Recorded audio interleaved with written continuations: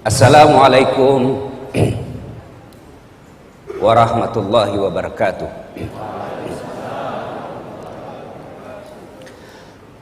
Alhamdulillah, alhamdulillahi rabbil alamin. Wa bihi nasta'inu ala umurid dunya waddin. Asyhadu an la ilaha illallah wa asyhadu anna Muhammadan abduhu wa rasuluh.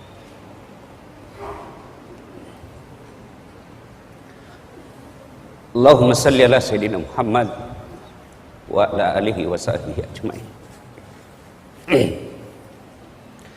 Ibu bapak, saudara-saudara sekalian yang saya hormati, ketika saya tamat SMP, SD di kampung saya, Desa Bungi, Kabupaten Pindrang, saya datang ke orang tua saya, bapak saya bilang, Pak, melok kamu sekolah agama. Saya mau sekolah agama. Saya mau sekolah di pesantren. Waktu itu maafkan saya, Pondok Pesantren DDI Kabalangan. Pengasuhnya almarhum guru kita Abdurrahman Ambok Dale. Saat itu bapak saya menjawab, dia lepas sekolah ko nak. Dia lepas sekolah ko. Saya tidak bisa sekolahkan kamu di pesantren. Kenapa? Pesantren waktu itu jauh lebih mahal daripada sekolah umum.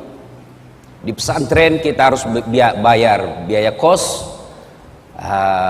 biaya makan dan lain sebagainya. Sementara sekolah umum hanya membayar SPP dan OSIS. Waktu itu saya pengurus remaja masjid, masih saya SD. Lalu saya ngadulah saya dalam tahajud. Alhamdulillah masih SD saya sudah kenalan itu salat tahajud. Saya ngadu kepada Allah. Kalau bahasa Bugisnya mah peletuk kak. Tidak ada keluargaku orang kaya, tidak ada keluargaku pejabat. Lalu saya ngadu kepada Allah, ya Allah, kenapa kau lahirkan saya bapakku miskin? Saya tidak minta beli motor, saya tidak minta beli mobil, saya cuma mau sekolah agama. Alhamdulillah saya malah sekolah umum, SMP di kampung, SMA 4, sarjana saya ada 2, sospol 1, sarjana syariah 1, sospol pun hampir 4 semester saya serahasiakan ke bapak saya, karena bapak saya tidak mau kalau saya sekolah politik. Dia bilang, itu politik pak beleh-beleh. Saya selesai S2, S3 dan seterusnya. Apa yang membuat saya terharu? Alhamdulillah saya bisa jadi ustadz meskipun saya tidak pernah mondok. Saya malu bicara di tempat ini. Di sini kumpulan orang-orang soleh, ada guru-guru kita. Saya kalau ketemu teman-teman guru-guru di Wahda Islamiyah, saya selalu berkata Tuan Guru, Andrung Guru. Kenapa? Disitulah pusat-pusat orang punya ilmu. Saya ini hanya pandai menyebarkan ilmu. Sumber ilmu saya dari teman-teman saya di Wahda. Lalu menjadi pertanyaan, kenapa orang panggil saya dakwah? Nah saya ini kasihan, bukan keilmuan dalam bidang dakwah. Ternyata salah satu sebabnya ketika orang saya tanya, bagus cara tak menyampaikan Ustaz. Tidak ada orang sakit perasaannya. Paling banyak sakit perasaannya ibu-ibu. Tapi heran, tetap kita suka itu ibu-ibu Ustaz. Nah, inilah kemudian saya bersyukur pernah sekolah dan sampai sekarang masih mengajarkan ilmu komunikasi. Saya tidak mungkin berlebih ketika saya katakan ilmu pertama yang diajarkan Allah kepada manusia Adam alaihissalam adalah ilmu komunikasi. Kapan Ustadz? Ketika Allah mengajarkan nama-nama makhluk dan tumbuhan kepada Adam. Nama adalah simbol, simbol adalah kajian utama ilmu komunikasi. Ibu bapak, saudara-saudara sekalian yang saya hormati. Nah, melanjutkan Itu tadi intermezzo saja. Alhamdulillah emosi saya sudah mulai terkontrol. Saya gampang tersentuh ketika kumpul dengan teman-teman ustadz, karena saya bilang dalam hatiku, mereka mendalami ilmu agama sampai ke luar negeri, tinggalkan keluarga, kadangkala keluarkan ongkos, baru bisa mendapat ilmu yang sangat dalam. Saya alhamdulillah santai-santai ji bisa dapat ilmu. Kenapa? Karena saya memang minta dari Allah Subhanahu wa Ta'ala. Cuma saya harus tahu diri bahwa ilmuku rendah sekali. Ustadz Fahru Rosi hari ini nakira kak barangkali basang, bateku nagolai. Masya Allah. Biasa sih kalau dikasih begitu kak banyak pak ganti langsung ke bilang ada basang. Apa maksudnya? Golai capok. Ya. Bapak Ibu saudara-saudara sekalian, Allah berfirman dalam Al-Quran, Bismillahirrahmanirrahim, Ya ayyuhalladzina amanu dukhulu fis-silmi kaffatan wa la tattabi'u khutuwatis syaitan innahu lakum adu mubin. Wahai orang-orang yang beriman, masuklah engkau ke dalam Islam secara sempurna, jangan Islam pencitraan.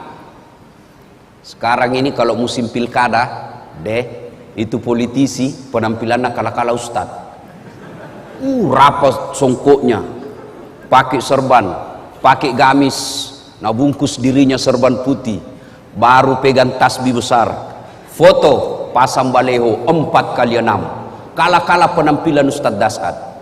Begitu disuruh imam sholat maghrib, nah bilang Ustadz paruh suaraku. Jangan Islam seperti itu, pencitraan. Dan masuklah ke dalam Islam secara benar, dan janganlah engkau ikuti langkah-langkah setan, karena sesungguhnya setan itu musuh yang nyata bagi kalian. Nah, kira-kira kalau pengajian begini Bu, ada enggak setan di tengah-tengah kita? Kira-kira ada setan Ibu? Ada. Bukan popo, bukan parakang, bukan uka-uka, tapi apa setan yang ada di tengah-tengah kita? Bentuknya handphone. Apa? Orang sudah ceramah masih menggesek. Katanya mau dengar pengajian, mak download ji. Simpan dulu HP kita. Serius kayak ini, serius, simpan dulu. Simpan dulu. Bagaimana kita mau dengar ceramah kalau kita fokus di HP? Ada juga pura-pura foto itu. Padahal dalam hatinya dia HP baru. Ada yang lebih parah, udah foto kan dulu, baru nak share di grup Tablik Akbar bersama Ustadz Dasat. Tapi itu ji bajunan nak pakai waktu di TV One. Itu ada juga begitu. Nah ibu bapak saudara-saudara sekalian, pada Tablik Akbar kali ini tema yang saya ingin sampaikan fokus pada cinta. Adik-adik ini yang banyak kecuping-kecuping. Ini adik-adik percayalah, semua penyakit kita ingin cepat sembuh. Mau penyakit kusta, sakit kepala, sakit gigi, sakit utang, semua kita ingin cepat sembuh. Satu-satunya penyakit yang kita tidak mau sembuh adalah penyakit jatuh cinta. Inilah penyakit jatuh cinta, tidak mau kalau sembuh, maunya kita jatuh cinta selamanya. Nah, bicara tentang cinta saya tidak mau ceramah, saya hanya ingin menyampaikan kisah-kisah bagaimana cinta, dakwah dengan cinta. Satu, adik-adik pernah, saudara-saudara, bapak ibu pernah dengar kisah Rasulullah Sallallahu Alaihi Wasallam di Taif. Rasulullah mendapat tekanan di Mekah, mendapat hinaan, mendapat cemoohan, teror secara fisik, teror secara mental. Fisiknya dilempari, mentalnya diludahi, rumahnya dipasangi duri. Lalu siapa yang lakukan itu? Bukan orang lain. Siapa? Keluarganya sendiri. Siapa? Abu Lahab. Tahu itu Abu Lahab deh? Tahu ke Abu Lahab? Tahu? Sepuh satu kali saudarana bapak Nabi. Bahasa Perancisnya Amurena Nabita. Perancis itu Pare-Pare dan sekitarnya.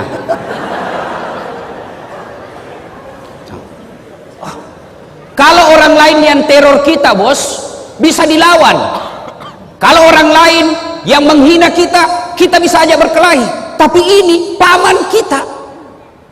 Kita berharap ketika kita yatim piatu, kita berharap ketika tidak ada lagi orang yang mampu menolong kita, ada paman, ada saudaranya bapak kita yang tokoh masyarakat di kampung itu. Tentu harapan kita, mudah-mudahan kodong ini pamanku bisa tolong kak. Tapi apa yang terjadi? Justru pamannya Nabi dan istrinya yang teror Nabi. Bayangkan, teror fisik, teror mental. Tapi Nabi tidak pernah lebay.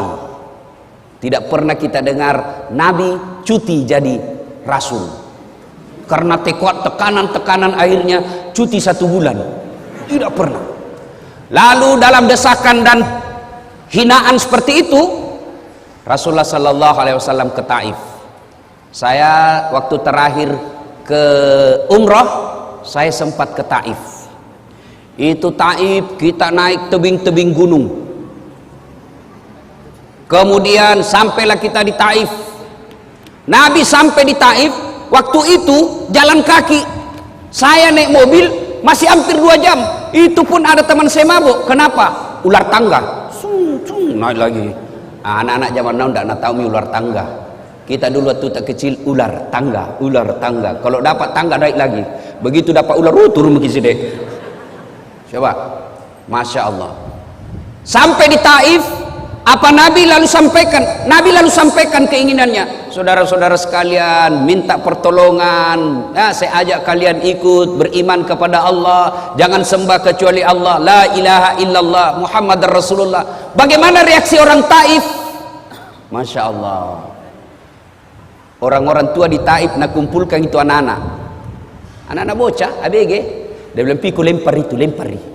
Bayangkan Pak, kalau orang dewasa lempar ki, masih kita merasa terhormat. Kenapa? Seusia ki bos. Tapi anak-anak yang ngusir kita, itu tekanannya, tekanan psikologisnya sangat tinggi. Lalu pada saat Nabi dilempari, datang malaikat Jibril menawarkan bantuan. Dia bilang, Jibril, kalau bahasa kita, Mas bro, Muhammad, tak lewat-lewat itu. Saya diperintah Allah, berdoa kau saja, Allah angkat. Saya diperintah Allah, saya lempar ini satu kampung, saya hancurkan mereka. Kira-kira kita dek, ada ini borong ki, nabuli ki satu kelas, tiba-tiba datang ke polsek, bagaimana? Apa jawaban tak kira-kira? Kalau saya satu kampung lempari kak, tiba-tiba datang Densus, bagaimana Ustaz? Tangkap, tembak semua. Tapi apa jawaban Nabi? Jibril, kalau betul Allah ingin mendengar doaku kali ini, saya hanya ingin berdoa, ya Allah, berikan hidayah kepada seluruh masyarakat Taif. Jangan hancurkan mereka. Mereka lakukan itu karena dia tidak tahu saya. Mereka lakukan itu karena mereka tidak paham apa yang ingin saya bawakan kepada mereka. Saya hanya minta, ya Allah, berikan hidayah kepada mereka. Masya Allah. Coba membedet. Inilah yang disebut dakwah dengan cinta. Kisah kedua, bicara soal cinta. Ibu bapak, saudara-saudara sekalian, cinta, dakwah dengan cinta, dan cinta tidak akan muncul tanpa ada kesabaran. Coba, kita kira gampang jadi ustadz. Wah, banyak itu cobaannya bos. Bayangkan kalau kita diundang sampai di sana, kita berharap nak kasih makan ki dulu, baru ki tiba dari Balikpapan, apa kek sedikit mo, jantung baki langsung buka ini Ustaz.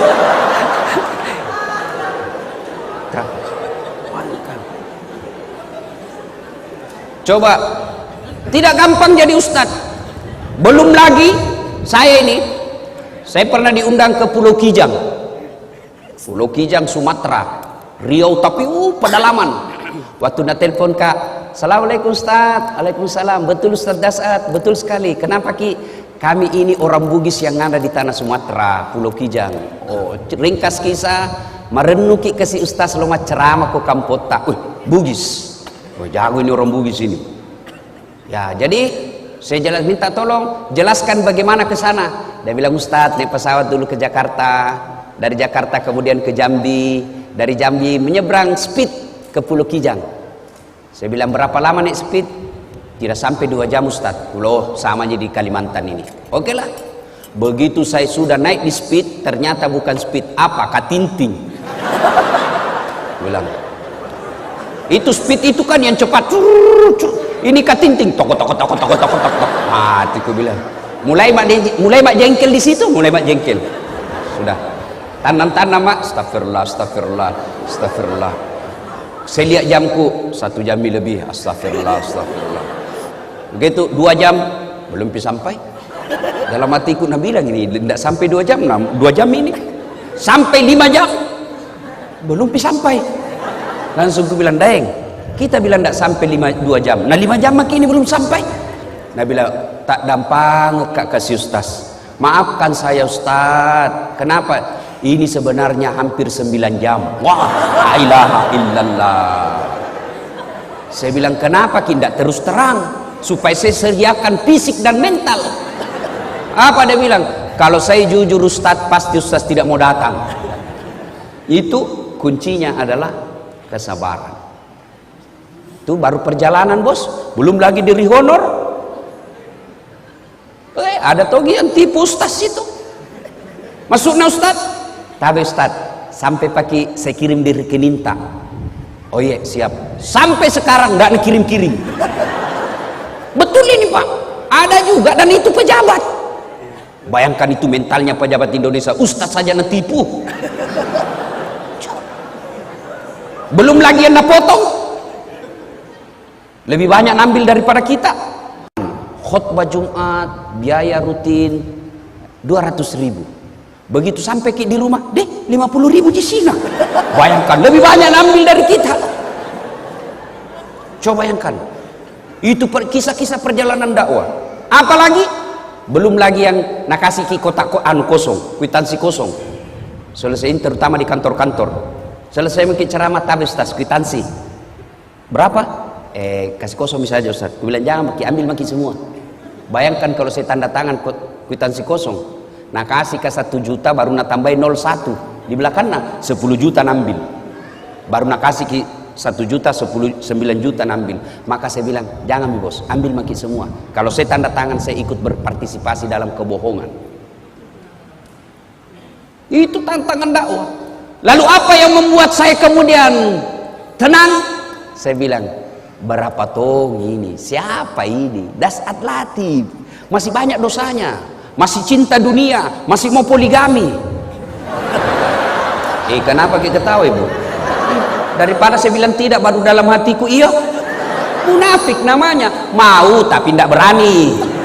Itu jadi masalah. Berani apa enggak? Itu jadi masalah bos. Bale-bale bapak kalau tidak mau poligami sini. Kita masih cinta dunia, masih banyak dosa, masih ngejar-ngejar, ya sudahlah. Berapa tong? Kena kita ujian-ujian dakwah, resepnya sabar. Rasulullah sallallahu alaihi wasallam. Masya Allah. Wallahu alam. Ini kisah kedua. Saya tidak tahu sahih atau tidak. Saya itu kalau baca kisah, saya tidak lihat sahih tidaknya. Yang saya ambil adalah makna dari kisah itu. Suatu ketika Nabi pergi dakwah, pergi masjid. Tiba-tiba di atas ketinggian ada orang kafir Quraisy naludai Nabi. Kena kepalanya Nabi. Kira-kira kau anak muda, kalau diludai dari atas apa jawabanmu? Mana mau pemburu hidayah ambil batu, kurang ngajar. Baru ki 1 bulan kena hidayah, mencoba lagi.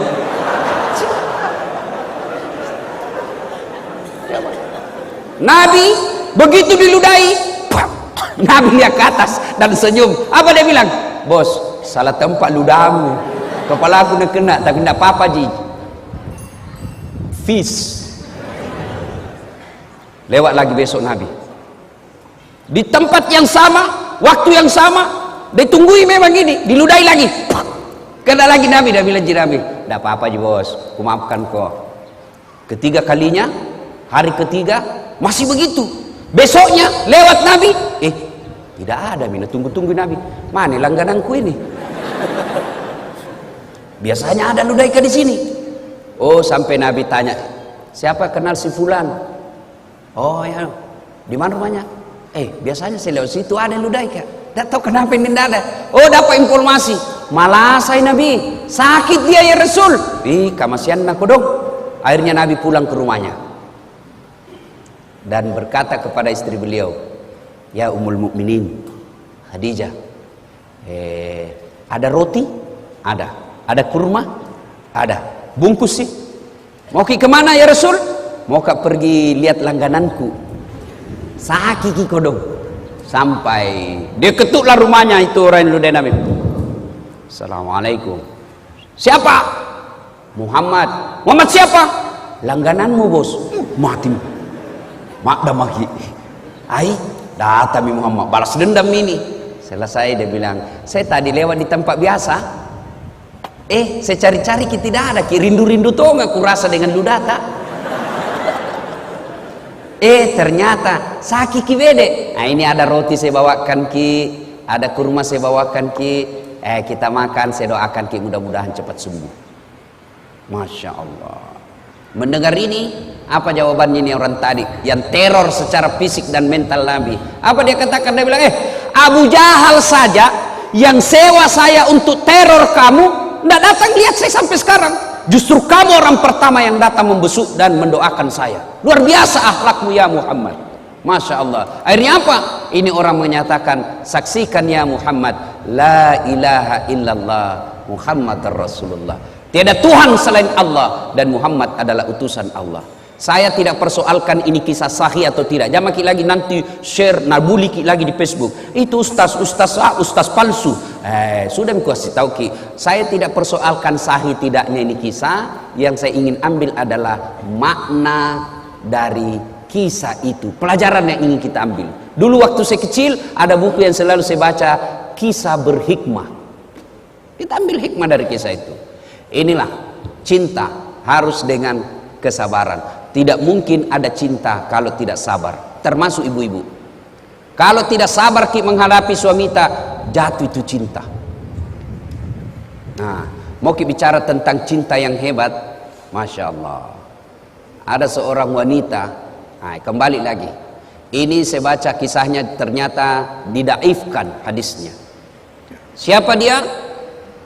Ayub alaihissalam. Ayub alaihissalam. Itu Ayub alaihissalam, adik-adik sekalian, luar biasa, alim, taat beribadah. Allah kelimpahkan beberapa rezeki kepada Ayub alaihissalam. Tapi hebatnya Ayub alaihissalam, kaya dermawan, kaya sogi malabo. Yang banyak di Indonesia, kaya pelit, kaya seke, kikirigalla paku jambatang, pelit, bakil. Tahu orang di kampungku bilang kikiri galang paku jambatang. Apa artinya kikiri galang? Kikiri itu galang, tidak mau namakan. Paku jambatan basi nupaku, tidak mau mengpan. Itu orang pelit. Duduk maki sama-sama berharap ki karena dia kaya na traktir ki, tidak tong langsung saja tabes tas pulang dulu. Dalam hatiku tidak tong na bayar kanga ini. Coba, itu orang kikir. Ini Ayub alaihissalam kaya dermawan. Lalu seluruh malaikat memujinya. Luar biasa Ayub alaihissalam. Malaikat ikut memujinya.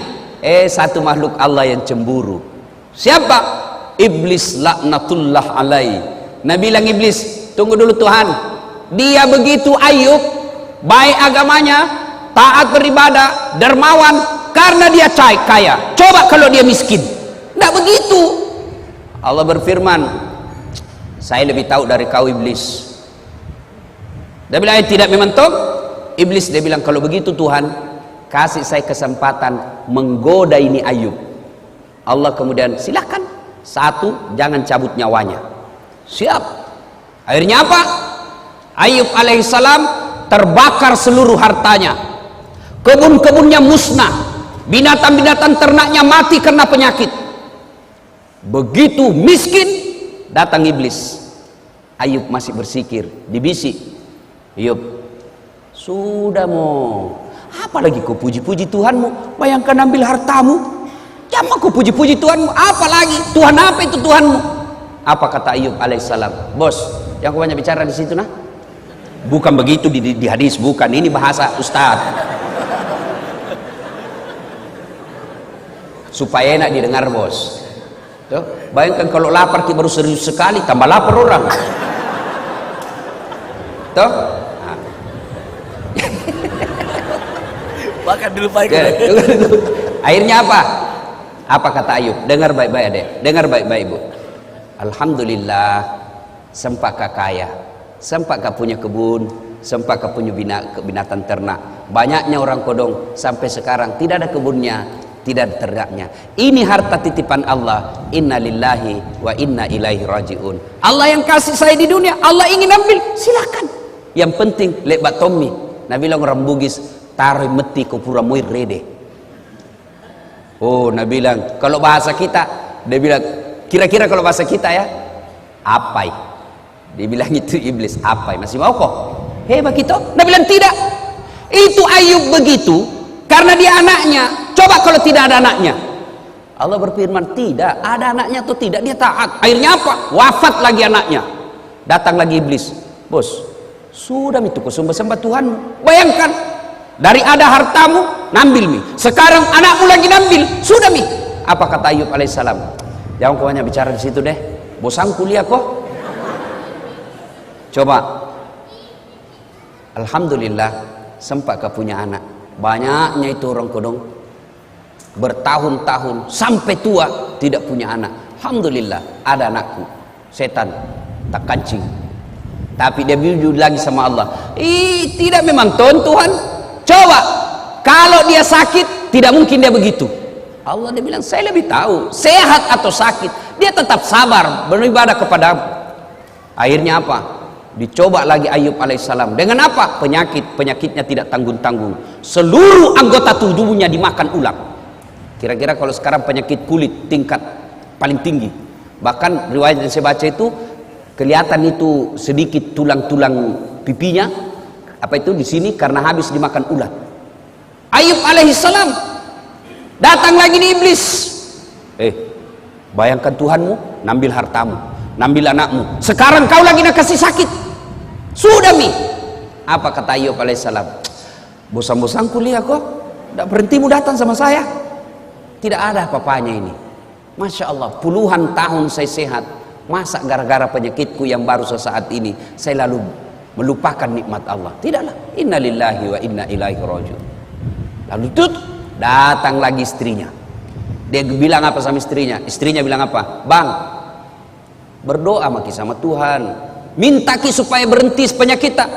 Apa kata Ayub alaihissalam? Masih kak, saya malu minta kepada Allah. Puluhan tahun saya sehat, baru beberapa saat saya sakit, saya malu kepada Allah.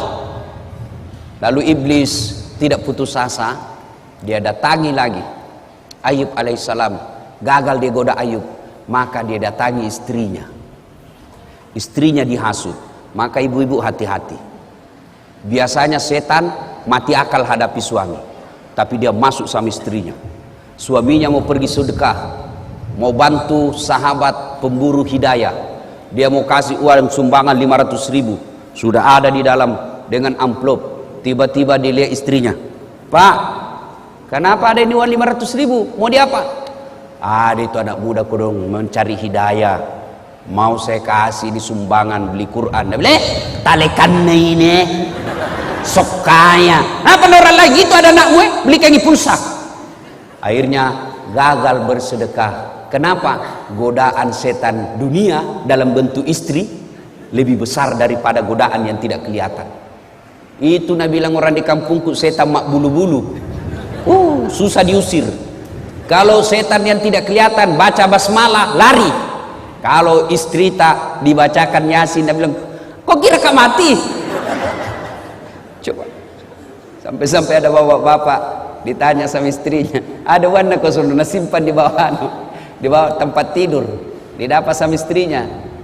Nah bila istrinya, Pak, uang apa ini 1,5 juta? Uang sial. Maksudnya apa? Baten aku sembunyi udah apa Ji? Ada ibu-ibu begitu sini. Bapak saudara-saudara sekalian, Ayub alaihissalam, kemudian setan ternyata berhasil menggoda istrinya. Apa? Istrinya berkata, "Bang, tak dampangak kasih, maafkan saya. Apa boleh buat? Saya tinggalkan ki." Dia bilang Ayub alaihissalam, "Ya sudah limpah. Kalau engkau tinggalkan kau silakan. Tapi pulang kau nanti suatu saat saya pukul kau 100 kali, saya cambuk." Masya Allah. Tidak sampai di situ godaan setan. Apalagi penduduk satu kampung dihasut. Dia datangi penduduk tokoh-tokoh masyarakat. Dia bilang, usir Ki Ayub. Usir dari kampung. Kenapa? Nah, tulari kau nanti itu penyakitnya. Dia akan membawa satu kampung ini penyakit, semua kena penyakit. Usir Ayub. Datang kepala kampungnya. Ayub, maafkan kami cinta kepadamu Ayub, tapi mohon maaf, kami takut ketularan penyakitmu. Ayub alaihissalam lalu berkata, lemukna tu nyawamu mbok, teganian kau, tolong angkat tangan di antara kalian, siapa yang tidak pernah saya bantu? Tolong ini penduduk kampung, angkat tanganmu, siapa yang tidak pernah saya bantu? Lalu ini kepala kampung bilang, kami sadar Ayub, sudah kau bantu kami semua, tapi takut ke penyakitmu. Akhirnya apa? Ayub alaihissalam diusir dari kampungnya dalam keadaan sakit, dalam keadaan miskin, ditinggalkan oleh istrinya. Ayub alaihissalam pergi ke padang pasir lalu bikin tenda-tenda. Disitulah kemudian Allah mengabulkan doanya Nabi Ayub alaihissalam. Lalu Allah perintahkan kepada Jibril alaihissalam, hentakkan kakinya Ayub. Dia hentakkan pasir, lalu keluar air, lalu ditutuplah air itu dengan pakaiannya Ayub, lalu pakaian itu yang penuh air digosokkan ke seluruh tubuhnya, sembuh Ayub alaihissalam. Ini kekuatan kesabaran. Kalau ini dimiliki dalam dakwah, aman. Kita kira itu pergi menceramah semua orang senang? Tidak. Ada juga iblis. Iblisnya dalam bentuk apa? Penguasa yang sombong. Iblisnya dalam bentuk apa? Orang kaya yang takabur. Penguasa dalam bentuk apa? Godaan-godaan dunia. Maka solusinya adalah kesabaran. Dan kesabaran itu akan melahirkan cinta. Tanpa kesabaran tidak mungkin ada rasa cinta. Nah, aplikasinya sekarang, ayo, kalau kita cinta dalam dakwah, jangan menyalahkan dan menakut-nakuti orang. Saya tidak tahu Ustadz ini kisah sahih atau tidak, tapi saya selalu bilang, saya ambil hikmahnya saja. Suatu ketika datanglah pemuda menghadap kepada Nabi Muhammad SAW. Ya Rasulullah, saya ini tukang judi, saya ini tukang mabuk, saya pezina, apa saya boleh masuk Islam? Dia bilang, Nabi, boleh ji, alhamdulillah. Tapi saya tukang judi, saya pemabuk, saya pezina. Dia bilang, Nabi, tidak apa-apa ji. Satu, mau kau janji sama saya? Apa ya Rasul? Kau janji sama saya tidak pernah bohong, alias jujur kau. Dalam hatinya deh, gampang aja. Dia sudah bilang, kenapa ini Muhammad? Dia takut saya tidak jujur. Padahal saya sudah jujur, nyata-nyata saya sudah bilang saya pezina, saya sudah jujur nyata-nyata saya perampok, saya sudah jujur nyata-nyata saya tukang judi, saya pemabuk, masih dikira saya tidak jujur. Baik ya Rasul, saya jujur. Oke, syahadat. Syahadatlah anak muda ini. Setelah itu waktu demi waktu berjalan, timbul kebiasaannya lagi. Dia mau berzina, lihat cewek cantik mau berzina, tiba-tiba dalam hatinya, saya sudah Islam. Nanti kalau saya ketemu Nabi, apa ku bilang dik? Kau sudah Islam? Iya. Kau berzina? Kalau saya bilang berzina, tidak enakku, Islam baru berzina. Kalau saya bilang tidak, berarti bohong kak. Akhirnya apa? Batal berzina. Selang lagi beberapa saat, mau berjudi lagi. Saya sudah Islam. Saya ditanya Nabi masih judi kak? Tidak enak. Kalau saya bilang tidak, bagaimana? Berarti saya bohong. Akhirnya apa? Batal lagi judi. Mau mabuk, begitu lagi. Seterusnya dan seterusnya dan seterusnya. Lalu dia datang kepada Nabi. Ya Muhammad, luar biasa. Luar biasa kau ya Muhammad. Betul satu yang ku minta, tapi itu intinya. Coba kalau Nabi langsung katakan tidak boleh, pezina tidak boleh masuk Islam, maka dia tidak masuk Islam pada saat itu. Tidak. Lalu kita belajar lagi Al-Quran. Coba lihat Al-Quran. Ketika mengharamkan khamar, ballo, vodka, whisky, Jenever, Donald, topi miring. Apalagi itu? Lempox. Sekarang Lempox itu yang bahaya dan murah. Sekarang ada di Makassar, ada tong komunitasnya. Apa? Komunitas pemuda bernapas dalam kaleng.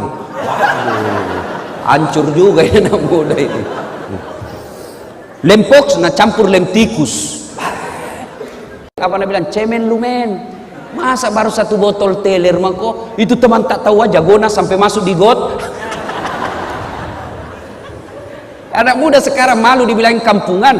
Saya dulu waktu sekolah, kalau anak-anak sudah bilang, sudah saat sini kau. Jangan deh, saya jauh-jauh dari kampungmu ke sekolah baik-baik. Nah bilang kampungan deh ini. Aku bilang biar nih bos, daripada kau tidak ada kampungmu.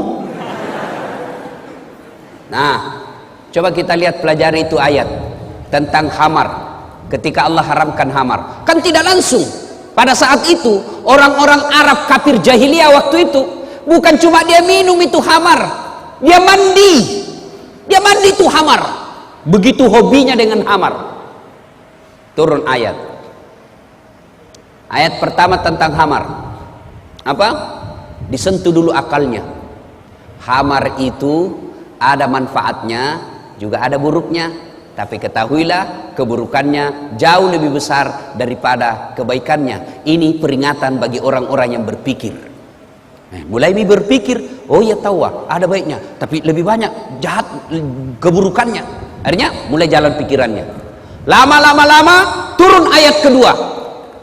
La taqrabus salata wa antum suqara. Jangan kau dekati khamar ketika kau dalam keadaan mabuk.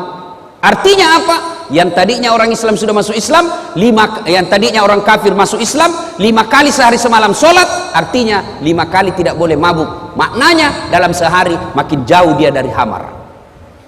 Lama turun vonis terakhir, keputusan akhir.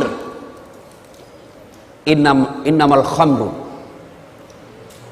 rijsun min amali syaitan. Sesungguhnya khamar rijsun, bapak moyangnya dosa, min amalis syaitan, perbuatan syaitan, jauhi agar kamu termasuk orang-orang beruntung. Nah ini, jadi kalau ini kita pakai berarti dakwah itu harus bertahap. Ya kira-kira kalau anak muda gaul baru datang sama kita, Ustadz bagaimana pacaran? Boleh. Betul ke Ustadz? Betul, yang penting jangan ku ketemu. Iya Ustaz, iya yang penting pacaran syar'i. Maksudnya jangan kau ketemu, SMS saja. Sudah itu datang lagi, mulai dilihat jauh jarak. Dek, apa gunanya itu pacaran?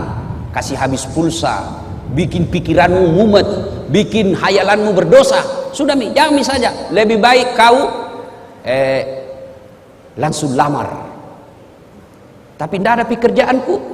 Rezeki bukan soal kerjaan. Rezeki itu Allah yang ngatur. Tidakkah dalam Quran mengatakan 1 orang menikah tambah lagi 1 orang menikah maka 2 rezekinya, 1 tambah 1 menjadi 2. Jangan aku putus asa. Sudah itu. Coba kalau baru datang yang tadinya hobi pacaran, mana pacaran? Haram. Dede, jangan ikut pengajian deh, saking haram. Ada orang pulang pengajian, saya tanya, bagaimana? Tidak mau ikut pengajian Ustaz. Apa? Dede itu Ustaz saya saking neraka na cerita, pemala-mala.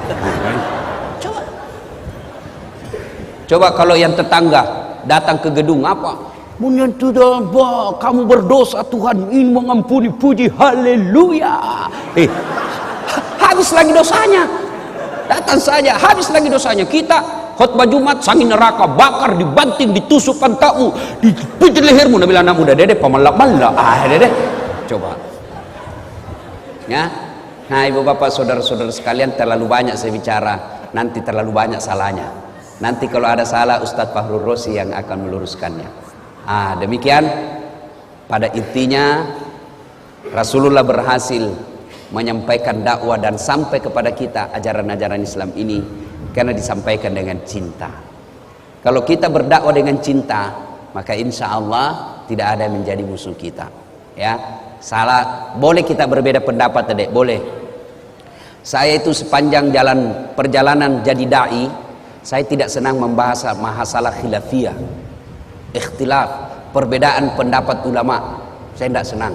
Lebih baik saya senang bahas itu bagaimana itu nak muda mau datang di masjid berjamaah, bagaimana itu orang kaya mau bangun masjid, bagaimana ibu-ibu ini diajari anaknya pakai aurat, tutup aurat. Soal bagaimana Nabi dakwah takbir, saya tidak terlalu tertarik. Ada yang begini Ustaz, ada yang begini Ustaz, ada yang begini. Mana cocok semua? Yang mana tidak cocok? Yang tidak angkat tangannya. Begitu saja, ya.